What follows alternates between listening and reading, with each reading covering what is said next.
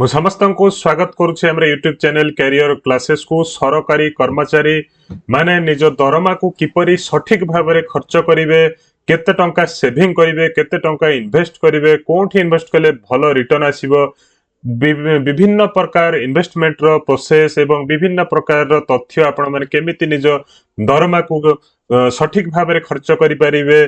तेणु चलंतु देखिबा एई वीडियो रे संपूर्ण तथ्य मु देइछि। वीडियो को लाइक करिवे, चैनल को सब्सक्राइब करिवे। तेणु चलंतु आरंभ करिबा वीडियोटी देखिबा कौन कौन तथ्य रही आपण केमिति इन्वेस्टमेंट करि परिबे, केमिति सेविंग करि परिबे, कौन सब नियम सब अछि। तेणु देखिबा हमर एठी देखंतु प्रथमे मु इन्वेस्टमेंट प्रोसेस को जिबा। ए देखंतु प्रथमे एठी मु नेइछि लेट सैलरी मानेकर जनकर होछि केते 50,000 टंकार सैलरी पर मंथ पाउछंती। जणे लेट सरकारी कर्मचारी 50,000 पर मंथ रो सैलरी पाउछंती। कम बेसी हेई पारे, सेही अनुसार आपण माने ए प्रोसेसटा को कोन करिवे एडजस्ट करिवे। तेणे एठी टोटल सैलरी जदी रहिला, एठी मु लिखि देइछि कोन 25,000 टंकार आपनकर निज मन इच्छा खर्च करि परिवे। अर्थात जदी 50,000 टंकार आपनकर सैलरी हुए पर मंथ रो, से अनुसार आपण माने 25,000 टंका को कोन करिवे ना विभिन्न प्रकार ऊपर आपण माने खर्च करि परिवे। मोबाइल किनि परिवे, खाया खर्च अछि, घर भड़ा अछि, विभिन्न प्रकार खर्च अछि एवं एक्सपेंसेस बाय रूल्स होछि 25,000। अर्थात 25,000 टंका को आपण माने ए जो रूल्स मु देखैबी ए रूल्स अनुसार आपण माने को खर्च करिया को पड़िबो। तेणु जाई कि आपण माने बहुत रिटर्न, बहुत बढ़िया रिटर्न पाइबे एवं बहुत बढ़िया पैसा पाइबे। देखै देबी केते टंका आपण रिटर्न पाइबे सेटा मध्य मु आपन देखैबी। तेणु मिनिमम सैलरी 50,000 धराइछि। जदि कम बेसी हबो आपनकर एक्सपेंस को आपण माने खर्च को कम बेसी करिवे। तेणु एठी देखिबा हमर तो प्रथम जो नियम होछि आपण माने कोठी इन्वेस्टमेंट करिवे ना, प्रथमटा होछि हमर इन्वेस्टमेंट इन 1 ग्राम एसजीबी। अर्थात हमर ये एसजीबी टा होछि कोन ना सोभरेन गोल्ड बॉन्ड गोटे प्रकार अछि।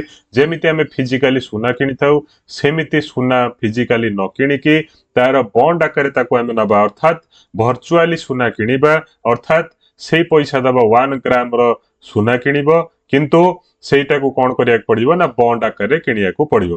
किए दउछि ताको ना, ताको हमर गवर्नमेंट ऑफ इंडिया अर्थात रिजर्व बैंक दउछि। गवर्नमेंट ऑफ इंडिया रो रिजर्व बैंक दउछि एसजीबी रे आपण माने कोन करिवे ना इन्वेस्ट करि परिबे। एवं केते टंका इन्वेस्ट करिवे ना 8,000 टंका रो मिनिमम मु देइछि। ए कैलकुलेशन अनुसार आपण माने सेति टंका रे इन्वेस्टमेंट करि परिबे। नेक्स्ट हमर ये गला याकू आउ के चोरी करि परिबे नै। बॉन्ड रहिला आपण पारे, जदी जेतेबेला आपण माने ताकू भांगिया चाहिबे ताकू रिटर्न कर देबे बॉन्ड को, आपण पैसा अकाउंट को पळै आसीबो। तेणु एठी गोटे प्रकार इन्वेस्टमेंट रहिला। जेति बेले बॉन्ड रो अर्थात गोल्ड रो पैसा जदी बढ़ी बढ़ी चलिबो, सेमते आपनकर पैसा मध्य बढ़ी बढ़ी चलिबो। तापर देखिबा आउ कोथरे इन्वेस्ट करिवे। ए देखंतु दीटा म्यूचुअल फंड रे इन्वेस्ट करि परिबे। प्रति मास कथा म कहूची, अर्थात 10,000 टंका जो मिनिमम इन्वेस्टमेंट करिवे कोठे ना म्यूचुअल फंड रे इन्वेस्टमेंट करि परिबे। एटा मार्केट रिस्क रहउची। आपनक इच्छा अनुसार आपण माने चाहि कि आपण देखिबे कोथरे इन्वेस्ट करिवे न करिवे, सेडा आपनक ऊपर निर्भर करे। तेणु आपण माने चाहिले करि परिबे, न चाहिले करि परिबे। मु एठी खाली एडवाइस दउची। तेणु एठी एडवाइस को आपण माने डिस्क्लेमर देखैछि, आपण माने पढि परिबे। आपनक रिस्क आपनक सहित रहइबो। तेणु आपण माने चिंता करी के आपण माने इन्वेस्ट करि परिबे। मु खाली प्रोसेसटा देखौछि। Investment to invest mutual funds रहि परिबो आपनक रिसर्च चॉइस अनुसार। मु एठी देखैछि 5,000 रे गोटे आ गोटे 5,000 रे गोटे, अर्थात 10,000 रे दीटा म्यूचुअल फंड रो बॉन्ड्स किनि परिबे। एठी देखैछि भलो अछि वर्तमान बोधे आईसीआईसी मो भावना रे आईसीआईसी एसबीआई रो जो बॉन्ड अछि ताको आपण माने चाहिले किनि परिबे म्यूचुअल फंड। तापर हमर नेक्स्ट को जिबा। नेक्स्ट आउ कोन कोन रे इन्वेस्ट करि परिबे। ए देखंतु इंश्योरेंस निहाती भाबे रे करिया पड़िबो। अर्थात 2,000 टंका आपनकर इंश्योरेंस रे रखि देबे।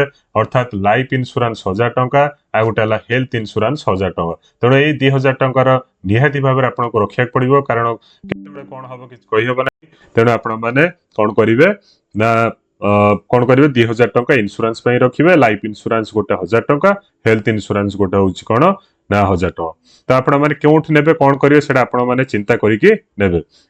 तापर देखिबा हमरो आ गोटे अछि कोन ना इन्वेस्टमेंट इन स्टॉक मार्केट अर्थात 3000 टଙ୍କା जो आसीबो ताकू कोमोडी भाबरे बा स्टॉक मार्केट रे बा शेयर मार्केट रे लगै परिबे 3000 टଙ୍କା आपणकर अनुसार आपण मानक रिसर्च अनुसार आपण माने कोड चाहिबे लगै परिबे आपणक इच्छा अनुसार आपणक रिस्क रे आपण माने लगैबे एथरे कोनस प्रकार मोर रिस्क रहिबो नाही here are some examples of good stocks मते दियाइछि एचडीएफसी बैंक सही पारे विप्रो हे पारे इन्फोसिस हे पारे एचडीएफसी लाइफ हे पारे कोल इंडिया हे पारे आपण रिसर्च अनुसार आपण माने कोन करिवे 3000 टଙ୍କା को पर मंथ रे स्टॉक्स रो अल्टरनेट भाबरे यूज करिवे अर्थात ए मासरे जदी गोटे प्रकार केले आर मासरे आ गोटे प्रकार रो स्टॉक्स किनि पारंती तापर नेक्स्ट जिबा हम आउ देखिबा कोन अछि ना एनपीएस रे आपण माने इन्वेस्टमेंट करि परिबे जो माने गवर्नमेंट एम्प्लॉय हेतिबे एनपीएस एम्प्लॉय से माने इन्वेस्टमेंट ताकर आगु होउतिबो किंतु जदी चाहिबे एक्स्ट्रा इन्वेस्टमेंट आपण करिवे टायर 2 अकाउंट रे आपण माने इन्वेस्टमेंट करि परिबे नहले एथरे 2000 टଙ୍କା एक्स्ट्रा इन्वेस्टमेंट मध्ये करि परिबे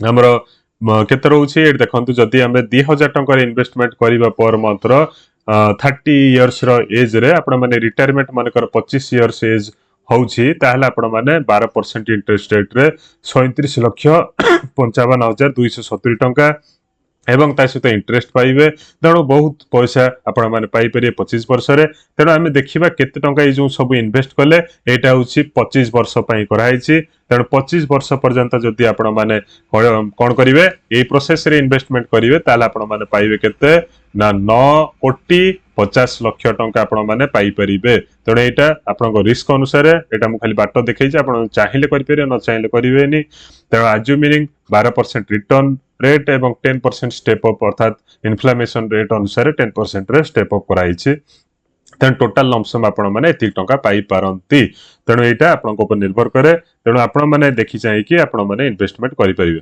धन्यवाद वीडियो को लाइक करिवे चैनल को सब्सक्राइब करिवे।